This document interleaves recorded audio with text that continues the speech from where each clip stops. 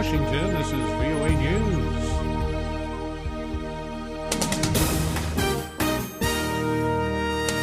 Canadian shooter acted alone. Mali reports first Ebola case. I'm Ray Kouguell reporting from Washington. Canadian authorities say the gunman who shot and killed a Canadian soldier at a war memorial before he himself was shot and killed in the Parliament building acted alone in Wednesday's shooting rampage. Canadian officials say 32-year-old Michael Zehaf-Bibeau was a Canadian-born citizen who may have also held Libyan citizenship. They say he recently applied for a Canadian passport and was hoping to travel to Syria. Canada's Prime Minister Stephen Harper says his country will be vigilant but not run scared in the face of two attacks this week in Ottawa and near Montreal. Prime Minister Harper addressed Parliament as it reopened Thursday, saying its country will not run scared. And as for the business of government, well, here we are in our seats, in our chamber, in the very heart of our democracy, and our work goes on. Prime Minister Harper pledged to boost the surveillance and detention powers of security forces. The lawmakers gave the Parliament Sergeant-at-Arms Kevin Vickers a prolonged standing ovation, honoring him for shooting the gunman to death. The U.S. is continuing its aerial bombardment against the Islamic State in Iraq and Syria, launching 15 new attacks. The U.S. Central Command says it carried out 9 strikes in Iraq in the last day. The U.S. also hit 6 targets in Syria, 4 of them near Kobani. The West African nation of Mali is reporting its first case of Ebola. Mali's health minister says the patient is a 2-year-old girl who was brought to a hospital from neighboring Guinea, one of 3 countries in the epicenter of the Ebola outbreak.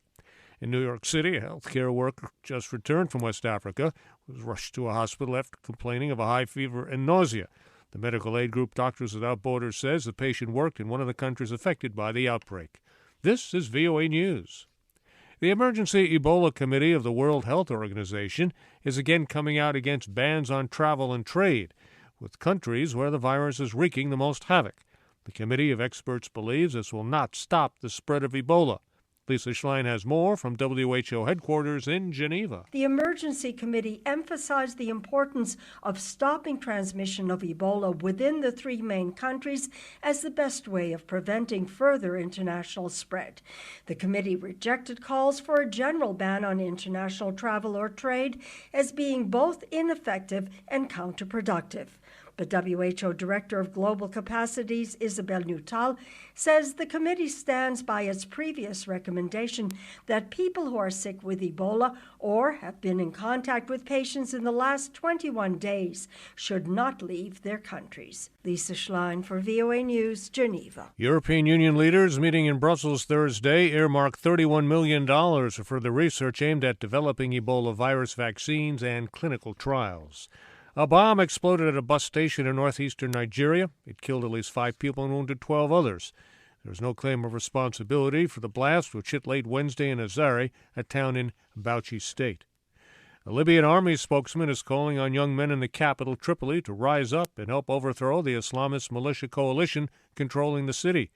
Edward Uranian has details. Libyans gathered in the capital, Tripoli's iconic central square, to mark the 3rd anniversary of the fall of longtime strongman Muammar Gaddafi.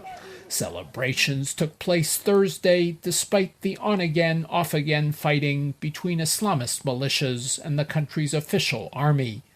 At the same time, Army spokesman Ahmed al-Misnari, in a TV broadcast, called for able-bodied men in the capital to rise up against the Islamist Fajr militia coalition, which has ruled the city since routing army forces in August. Edward Uranian, Cairo.